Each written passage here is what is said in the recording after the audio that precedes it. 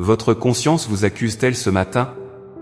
Portez-vous le poids d'une faute qui étouffe votre joie et brise votre communion avec le Père? Si votre cœur est lourd, vous êtes exactement là où vous devez être. Nous ne sommes pas ici pour une cérémonie religieuse, mais pour une rencontre de vérité. Il est temps d'arrêter de courir, d'ôter les masques et de regarder en face l'état de notre âme. Ce temps de prière est votre retour aux sources, l'urgence d'une restauration immédiate. Aujourd'hui, nous nous saisissons du psaume 51, ce cri déchirant du roi David. Ce n'est pas un simple texte biblique, c'est le manuel du pardon, la prière brute d'un homme brisé qui a compris que Dieu ne veut pas des apparences, mais un cœur contrit. Le psaume 51 nous l'assure, la miséricorde de Dieu est plus grande que vos pires chutes. Peu importe la tâche, sa main est assez puissante pour vous laver et vous rendre plus blanc que la neige. C'est une promesse absolue pour celui qui s'humilie. Votre présence ici n'est pas un hasard, c'est un acte de foi. Pour que cette flamme de la repentance embrasse d'autres cœurs, appuyez immédiatement sur ce pouce rouge. Likez cette vidéo, c'est un « Amen » qui déclare que la grâce triomphe du péché. Abonnez-vous sans tarder à la chaîne Prière 365 pour ne manquer aucune de nos sessions de prière quotidiennes. En commentaire, laissez votre prénom et écrivez simplement « Pitié Seigneur ». Nous formons une famille solidaire qui porte les fardeaux les uns des autres, et votre nom sera notre priorité dans l'intercession. Maintenant, fermez les yeux. Le Seigneur vous appelle par votre nom, il vous attend les bras ouverts. Dieu Tout-Puissant, je me tiens devant toi, dépouillé de tout orgueil. Je ne viens pas avec mes mérites, car je n'en ai point, mais je m'accroche au sang précieux de Jésus-Christ. Je reconnais avoir péché, mes pensées ont erré loin de ta sainteté, mes actes ont trahi ton amour. Je ne cherche pas à me justifier, je cherche ta face. C'est auprès de toi seul que je peux trouver le pardon et la guérison. Prépare mon cœur à entendre ta voix et à recevoir ton verdict de grâce. Écoutons attentivement cette parole qui redonne la vie. Psaume 51. Ô Dieu, aie pitié de moi dans ta bonté. Selon ta grande miséricorde, efface mes transgressions. Lave-moi complètement de mon iniquité. Et purifie-moi de mon péché. Car je reconnais mes transgressions.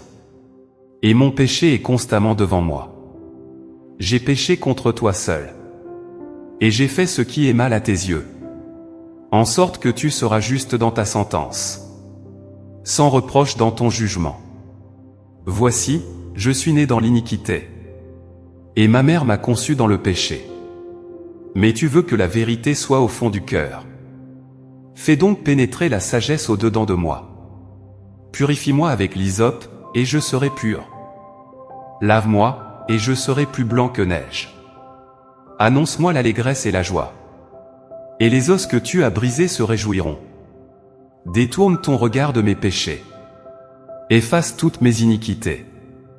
Ô Dieu, crée en moi un cœur pur. Renouvelle en moi un esprit bien disposé. Ne me rejette pas loin de ta face. Ne me retire pas ton Esprit Saint. Rends-moi la joie de ton salut. Et qu'un esprit de bonne volonté me soutienne. J'enseignerai tes voies à ceux qui les transgressent. Et les pécheurs reviendront à toi. Ô Dieu, Dieu de mon salut. Délivre-moi du sang versé. Et ma langue célébrera ta justice. Seigneur, ouvre mes lèvres. Et ma bouche publiera ta louange. Si tu avais voulu des sacrifices, je t'en aurais offert. Mais tu ne prends point plaisir au holocauste. Les sacrifices qui sont agréables à Dieu. C'est un esprit brisé. Ô Dieu, tu ne dédaignes pas un cœur brisé et contrit. La parole de Dieu vient d'être proclamée, et elle ne retourne pas à Dieu sans effet. Elle frappe à la porte de notre conscience comme un marteau qui brise le roc. Il n'y a pas de place ici pour le déni ou pour la théâtralité religieuse. Le psaume 51 nous place immédiatement face à l'évidence, nous sommes blessés et nous avons besoin du médecin. Le psalmiste ne tergiverse pas, il ne cherche pas d'alibi. Il lance un cri d'urgence, une supplication qui vient du fond des entrailles, ô Dieu, aie pitié de moi dans ta bonté. Selon ta grande miséricorde, efface mes transgressions. Ce verset est le soubassement de notre prière aujourd'hui. Seigneur, mon Dieu, je m'aligne sur cette prière. Je refuse de me présenter devant toi avec des excuses bancales ou des justifications humaines. Je viens les mains vides, avec un cœur qui implore ta pitié. Je reconnais que mon péché n'est pas une simple erreur de parcours, mais une offense directe à ta sainteté. Je prends conscience de cette réalité écrasante, car je reconnais mes transgressions, et mon péché est constamment devant moi. C'est la vérité brutale, Seigneur. Mon péché me poursuit. Il y a ces images qui hantent mes nuits, ces paroles acérées qui sont sorties de ma bouche et qui ne peuvent être reprises. Il y a ces actes posés dans l'ombre qui ont laissé des cicatrices profondes dans mon âme et dans celle de mon prochain. Je ne peux pas feindre l'ignorance. Je ne peux pas prétendre que tout va bien alors que ma communion avec toi est rompue. Je confesse haut et fort que j'ai péché contre toi seul. Même si mes actions ont eu des répercussions humaines, c'est ta loi sainte que j'ai transgressée, c'est ton amour infini que j'ai méprisé par mon ingratitude et ma rébellion. Ta parole nous révèle la source de ce mal. Tu dis, voici, je suis né dans l'iniquité, et ma mère m'a conçu dans le péché. Je reconnais la racine profonde de ma nature pécheresse. Je ne suis pas juste une personne qui commet des erreurs, je suis un pécheur par nature, portant en moi cette inclination au mal qui me pousse à trébucher. Cette vérité m'humilie, mais elle me pousse aussi vers toi, car je sais que je ne peux pas me sauver moi-même. Je refuse de rester prostré sous la condamnation, car je connais ton caractère. Tu es le Dieu de toute miséricorde, le Père des compassions. Ta bonté n'est pas une ressource limitée qui s'épuiserait après mes multiples échecs. Ta miséricorde se renouvelle chaque matin, elle est inépuisable. Alors je m'appuie sur ta promesse avec audace, efface mes transgressions. C'est un impératif de ma âme. Seigneur, prends l'éponge de ta grâce et efface tout ce qui est écrit contre moi dans le livre des comptes. Je te demande d'effacer non seulement la culpabilité, mais aussi la mémoire accusatrice de l'ennemi. Efface les moments où j'ai douté de ta fidélité, les moments où j'ai choisi ma propre volonté égoïste plutôt que la tienne, les moments où j'ai laissé l'amertume, la jalousie ou la colère prendre le dessus sur mon esprit. Je ne peux pas me laver moi-même, car mes propres efforts de réforme sont comme des vêtements souillés qui ne peuvent pas se nettoyer eux-mêmes. Seul ton sang précieux, versé à la croix, possède la puissance régénératrice pour me purifier intégralement. Je te demande pardon spécifiquement pour mes péchés d'omission. J'ai fermé les yeux devant la détresse de mon prochain, j'ai gardé le silence quand il fallait défendre la justice, j'ai négligé de faire le bien que je savais devoir faire. Je te demande pardon pour mes péchés de commission. J'ai posé des actes qui ont sali ton nom, j'ai prononcé des paroles qui ont déstructuré au lieu de construire, j'ai entretenu des pensées impures qui ont souillé ton temple. Je te demande pardon pour mes idoles cachées. J'ai laissé des choses créées prendre ta place dans mon cœur, le travail, les relations affectives, l'argent, la recherche de la validation des hommes, ou même mes propres ambitions personnelles. J'ai élevé des autels à ma propre gloire. Aujourd'hui, je démolis ces autels sans ton consentement. Je renonce à ces alliances illégitimes. Je reviens à toi, l'unique Dieu vivant, le seul digne de mon adoration. Que ta vérité pénètre au fond de mon cœur, comme le psalmiste le supplie. Donne-moi la clairvoyance spirituelle pour voir le péché comme tu le vois. Arrête-moi dans ma course quand je veux minimiser mes fautes en les appelant erreurs ou maladresse. Aide-moi à prendre au sérieux la sainteté de ta loi et la gravité de mon éloignement. Mais dans cette prise de conscience douloureuse, ne me laisse pas sombrer dans le désespoir ou la dépression spirituelle. Que la connaissance de mon péché me pousse davantage vers la connaissance de ta grâce. Car là où le péché a abondé, ta grâce a surabondé. Je regarde fixement à la croix de Jésus-Christ, là où le jugement qui m'était destiné a été porté par ton Fils bien-aimé à ma place. Je saisis le pardon qui m'est offert, non pas comme un droit acquis, mais comme un don inestimable de ta faveur imméritée. Merci, Seigneur, pour ta patience inlassable envers moi. Merci de ne pas me traiter selon mes mérites, mais selon la richesse insondable de ta bonté. Je déclare que je suis lavé, je suis pardonné, je suis libéré du poids écrasant de la culpabilité. Amen. La confession a ouvert la porte, mais nous ne pouvons pas nous arrêter au seuil. Nous devons entrer dans la salle de transformation. Il ne suffit pas d'admettre sa saleté, il faut accepter le lavement. Nous nous tournons maintenant vers l'œuvre puissante de la purification et de la métamorphose intérieure. Le psalmiste utilise une image liturgique puissante, un symbole de l'ancienne alliance qui trouve son accomplissement en Christ. Purifie-moi avec l'hysope, et je serai pur, lave-moi, et je serai plus blanc que neige. Seigneur, l'hysope n'était qu'une humble branche, un instrument ordinaire, mais lorsqu'elle était trempée dans le sang de l'expiation, elle avait le pouvoir de purifier le lépreux et de sanctifier l'impur. Aujourd'hui, je ne viens pas avec des rituels, mais je réclame le sang précieux de l'agneau de Dieu, Jésus-Christ, sur ma vie. Que ce sang soit appliqué maintenant sur ma conscience, sur mon âme, sur mon esprit. Fais couler ce sang purificateur comme un fleuve qui inonde les vallées arides de mon être. Lave-moi complètement de mon iniquité. Seigneur, je ne veux pas un nettoyage en surface. Je ne veux pas que tu te contentes de balayer les traces visibles de mon péché pour donner l'apparence de la piété. Je demande un travail en profondeur, une chirurgie spirituelle. Enlève la tache profonde du péché qui a imprégné ma nature. Enlève l'odeur du péché qui imprègne mes attitudes et mes réactions. Enlève les traces du péché qui ont durci mes sentiments et endormi ma conscience. Je veux être plus blanc que neige. La neige est l'image même de la pureté immaculée, sans tache, sans mélange.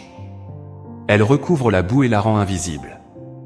Mais ta justification va plus loin, Seigneur. Tu ne me couvres pas simplement d'un manteau blanc par-dessus des souillures cachées, tu me laves intégralement pour que je sois réellement une nouvelle créature. C'est un miracle divin.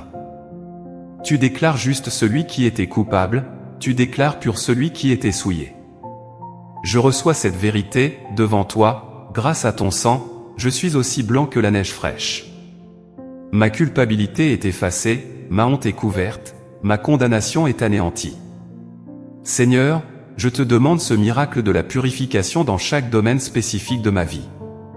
Purifie ma mémoire. Il y a des souvenirs qui servent de terrain d'assaut à l'ennemi, des images du passé qui ramènent la honte ou qui éveillent des désirs coupables. Purifie mes pensées des fantasmes impurs et des raisonnements qui s'élèvent contre la connaissance de Christ.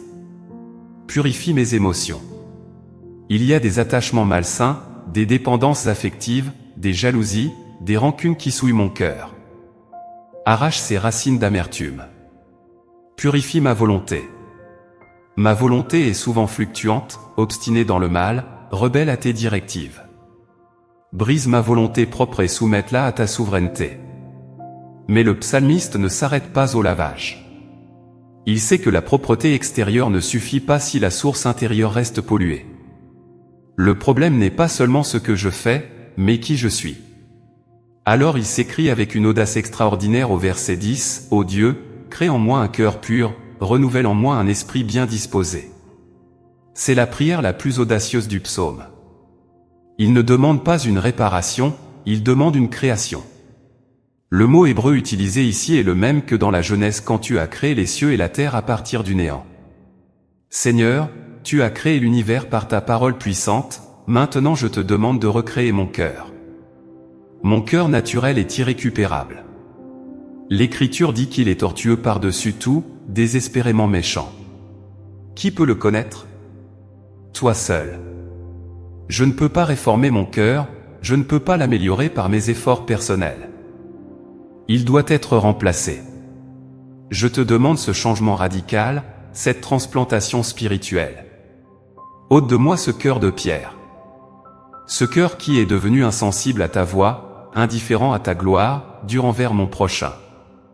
Ce cœur de pierre qui ne s'émeut pas devant la souffrance, qui ne tremble pas devant ta parole, qui reste froid même dans tes moments de grâce. Brise cette pierre, Seigneur. Fais éclater cette carapace d'indifférence et d'égoïsme. Et donne-moi un cœur de chair. Un cœur vivant, vibrant, sensible. Un cœur qui bat au rythme de ton propre cœur. Un cœur qui est touché par ce qui te touche, qui saigne pour ce qui te fait de la peine, qui tressaille de joie en ta présence. Un cœur de chair est un cœur qui ressent, qui compatit, qui aime sincèrement. Crée en moi un cœur pur. La pureté du cœur, c'est la sincérité, c'est la transparence. C'est un cœur qui n'est pas divisé, qui ne joue pas double jeu. Un cœur pur a des motivations droites, qui ne cherche pas sa propre gloire mais la tienne seule. Un cœur pur est un cœur sans mélange, qui ne se partage pas entre Dieu et les idoles, entre la lumière et les ténèbres. Je veux être entier dans ma dévotion. Je refuse la tiédeur d'un cœur partagé. Je veux t'aimer de tout mon cœur, de toute mon âme, de toute ma pensée. Renouvelle en moi un esprit bien disposé. Mon esprit est souvent le siège du chaos. Il est troublé par les soucis, anxieux face à l'avenir, rebelle face à tes exigences. Je demande un renouvellement de ma pensée. Que ton Esprit Saint vienne gouverner mon esprit et prendre les commandes de ma vie intérieure. Le terme bien disposé parle de constance, de fermeté, de stabilité. Je suis trop souvent instable, comme une vague de la mer agitée par le vent. Aujourd'hui, je demande un esprit ferme, un esprit établi, un esprit qui tient bon dans la tempête. Fais descendre sur moi cette onction de fraîcheur spirituelle. Que je retrouve la passion de mes premiers amours, ce premier feu qui brûlait pour toi. Souvent, je me sens comme un vaisseau fissuré, incapable de retenir ta grâce, une passoire spirituelle où les bénédictions s'écoulent sans demeurer. Répare mes brèches, Seigneur. Cimente les fêlures de mon âme par ton amour guérisseur. Rebouer les murs de ma vie intérieure. Je ne veux pas être un chrétien de nom, une tombe blanchie, belle à l'extérieur mais remplie d'ossements morts à l'intérieur. Je veux être un adorateur en esprit et en vérité. Et ce renouvellement, je le reçois par la foi. Je ne le mérite pas, je ne peux pas l'acheter. Je crois que tu exauces cette prière, car elle est parfaitement alignée avec ta volonté révélée. Tu désires la sainteté pour tes enfants. Tu me sanctifies par ta parole qui est la vérité et par ton esprit qui est la vie. Je me tiens sur tes promesses inébranlables. Je déclare sur ma vie, malgré ce que je ressens ou ce que le passé me dicte, je suis lavé par le sang de l'agneau. Je suis sanctifié par l'Esprit de Dieu. Je suis justifié au nom du Seigneur Jésus. Mon identité n'est plus définie par mes échecs passés, par mes chutes répétées, ou par les étiquettes que les autres ou le diable veulent me coller. Mon identité est définie par ta grâce présente et suffisante. Je suis une nouvelle création. Les choses anciennes sont passées, voici toutes choses sont devenues nouvelles. Amen. La repentance n'est pas un cul-de-sac, ni une marche funèbre sans fin. Nous avons pleuré, nous nous sommes humiliés, mais maintenant, l'heure de la restauration a sonné. Le but ultime de la purification divine n'est pas de nous laisser prostrer dans le deuil, écrasés sous le poids du remords, mais de nous ramener à la vie, à la lumière, à la communion restaurée. Dieu ne prend pas plaisir à la mort du pécheur, mais à sa conversion et à sa vie. Le psalmiste, après avoir traversé la vallée de la confession et demandé la création d'un cœur nouveau, fait une requête d'une audace touchante au verset 12, « Rends-moi la joie de ton salut, et qu'un esprit de bonne volonté me soutienne. » Seigneur, je prie avec ferveur pour cette restauration de la joie. Le péché a terni mon ciel spirituel. Il a volé ma louange, il a assombri mon horizon et endormi ma ferveur. Il y a eu des jours où la foi ressemblait à une corvée pesante, où la prière était un exercice aride, où ta présence semblait une lointaine abstraction.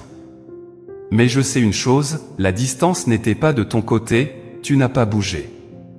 C'est mon péché qui a dressé un mur, c'est ma culpabilité qui a voilé ma vue. Le péché construit des forteresses de tristesse, mais la repentance les renverse par la puissance du sang. Je te demande, Seigneur, de me rendre la joie de ton salut. Ce n'est pas une joie superficielle, dépendante de mes finances, de ma santé ou de mes relations. C'est la joie indestructible qui vient de la certitude absolue d'être sauvé, d'être réconcilié, d'être appelé enfant de Dieu. C'est la joie de savoir que mon dossier est classé, que ma dette est payée, que mon nom est gravé dans tes paumes. Cette joie est ma force. Sans elle, je suis faible, vulnérable aux attaques de l'ennemi qui cherche à m'accuser à nouveau. Restaure en moi l'allégresse. Fais chanter mon âme à nouveau. Remets en place les cordes de mon instrument intérieur qui se sont détendues. Que mon cœur soit de nouveau un instrument de louange parfaitement accordé à ta gloire. Mais cette joie a besoin d'un gardien. Le psalmiste prie ensuite, et qu'un esprit de bonne volonté me soutienne. Je te demande, Seigneur, cette force de persévérance. La volonté humaine est par nature fluctuante, inconstante, fragile comme une feuille au vent. Aujourd'hui je dis oui, demain je fléchis. Face aux tentations répétées, face aux habitudes ancrées, ma propre résolution s'effondre. J'ai besoin de ton esprit pour me soutenir. Accorde-moi un esprit ferme, un esprit établi, un esprit de constance. Que ton Esprit Saint devienne le moteur de ma volonté. Quand la tentation reviendra rôder, quand les vieilles sollicitations du péché tenteront de reprendre le dessus, que ton esprit me soutienne et me fortifie pour dire non avec autorité. Je refuse d'être un accident de parcours, un croyant intermittent qui tombe et se relève sans cesse au gré de ses émotions. Je veux marcher dans la victoire, dans la stabilité, dans la fidélité. Donne-moi la grâce de la persévérance, cette capacité à rester debout quand tout autour de moi vacille. Et cette restauration, Seigneur, a un but qui dépasse largement ma propre personne. Si tu me guéris seulement pour que je vive confortablement dans ma bulle spirituelle, tu gaspillerais ta grâce. Le pardon reçu doit devenir le pardon partagé. La guérison reçue doit devenir un remède pour les autres. Le verset 13 est la conséquence directe de la prière des versets précédents, « J'enseignerai tes voies à ceux qui les transgressent, et les pécheurs reviendront à toi. » Ma guérison doit devenir une porte de guérison pour les autres. Mon témoignage a une puissance unique. Ce n'est pas le témoignage d'un homme qui n'a jamais connu la chute, mais le témoignage d'un pécheur racheté. Quand Dieu pardonne et restaure, il transforme une cicatrice hideuse en une médaille de sa grâce. Il transforme mes pires échecs en des plateformes pour sa gloire. Je m'engage aujourd'hui, Seigneur, à ne pas enterrer ce talent de pardon que tu m'as confié. Je refuse de garder pour moi-même la merveilleuse nouvelle de ta miséricorde. Je veux parler de ta grâce autour de moi. Je veux briser la glace avec mes collègues, mes voisins, ma famille. Je veux dire à ceux qui sont plongés dans la culpabilité, qui pensent avoir dépassé la limite du pardonnable, qu'il existe une issue, qu'une porte est ouverte. Je veux leur dire que le sang de Jésus-Christ est assez puissant pour nettoyer la tâche la plus indélébile. Je veux leur montrer par ma vie transformée, par mon attitude nouvelle, par ma paix retrouvée, que l'Évangile est une réalité vivante. Ma vie doit être une lettre vivante, lue de tous les hommes, une lettre écrite par ton esprit. Que ma façon de vivre, mes choix éthiques, mes paroles empreintes de grâce, soit une prédication silencieuse mais éloquente de ton amour. Use de mon histoire pour toucher les cœurs endurcis. Use de mon expérience de la repentance pour attirer d'autres âmes à toi. Il n'y a pas d'arme plus puissante contre l'enfer qu'un pécheur qui raconte comment il a été sauvé. C'est pourquoi je m'appuie sur la prière du verset 15, « Seigneur, ouvre mes lèvres, et ma bouche publiera ta louange. » Avant ma repentance, mes lèvres étaient scellées par la honte, muette par la peur d'être démasqué. Je ne pouvais pas louer sincèrement parce que mon cœur était lourd. Mais maintenant, tu as ouvert mes lèvres. Tu as délié ma langue. Je ne veux pas offrir des sacrifices d'animaux qui ne coûtent rien à mon âme. Je veux offrir le sacrifice de mes lèvres qui confessent ton nom. Je veux offrir mon corps comme un sacrifice vivant, saint et agréable à Dieu. Ma vie entière doit devenir un cantique à ta gloire. Ma bouche ne doit plus servir à murmurer, à critiquer, à mentir ou à blesser, mais uniquement à publier tes merveilles. Je prie spécifiquement pour mes proches qui sont loin de toi. Pour ceux qui se sont éloignés de la foi par déception, par blessure, ou par lassitude du péché. Que mon retour vers toi soit une étincelle qui rallume leur flamme. Que ma restauration personnelle devienne une victoire collective pour ton royaume. Tu es le Dieu qui restaure les années que la sauterelle a dévorées. Tu es le Dieu qui relève celui qui est tombé et qui lui donne une autorité nouvelle pour relever les autres. Je m'engage à marcher dans cette vérité. Je ne regarderai plus en arrière, je ne vivrai plus dans le regret stérile du passé, mais j'avancerai résolument vers l'avenir que tu as préparé pour moi. Je suis un témoin de ta grâce, je suis un ambassadeur de ta réconciliation. Amen. Nous arrivons au terme de ce moment intense, mais ne croyez pas que tout s'arrête ici. Ce que nous avons vécu dépasse la simple récitation de mots, c'était une transaction spirituelle définitive.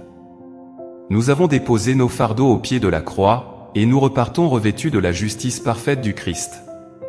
C'est un échange inégalé, notre saleté contre sa sainteté. Le psaume 51 se termine par cette assurance inébranlable qui doit régir votre vie dès maintenant. Ô Dieu, tu ne dédaignes pas un cœur brisé et contrit. Peu importe l'ampleur de votre chute, peu importe la noirceur de votre passé ou la profondeur de vos cicatrices, sachez ceci, Dieu ne vous repousse pas. Il n'est pas un juge sévère qui attend votre erreur, mais un Père qui attendait votre retour pour vous purifier, vous restaurer et vous renouveler. Il a effacé la dette. La repentance n'est pas une fin en soi, c'est le point de départ d'une vie nouvelle. Ne laissez plus la culpabilité vous dicter votre conduite. Maintenant, il faut agir. Si cette prière a touché votre cœur et brisé vos chaînes, ne restez pas passif. Allez immédiatement dans les commentaires et écrivez une déclaration de foi, « Je suis pardonné » ou « J'ai un cœur nouveau ». Votre confession publique scelle votre guérison et encourage des milliers d'autres personnes. Partagez cette vidéo avec intensité, il y a des âmes autour de vous qui s'enfoncent dans la honte et qui attendent désespérément ce message d'espoir. Soyez le canal de leur délivrance en cliquant sur partager.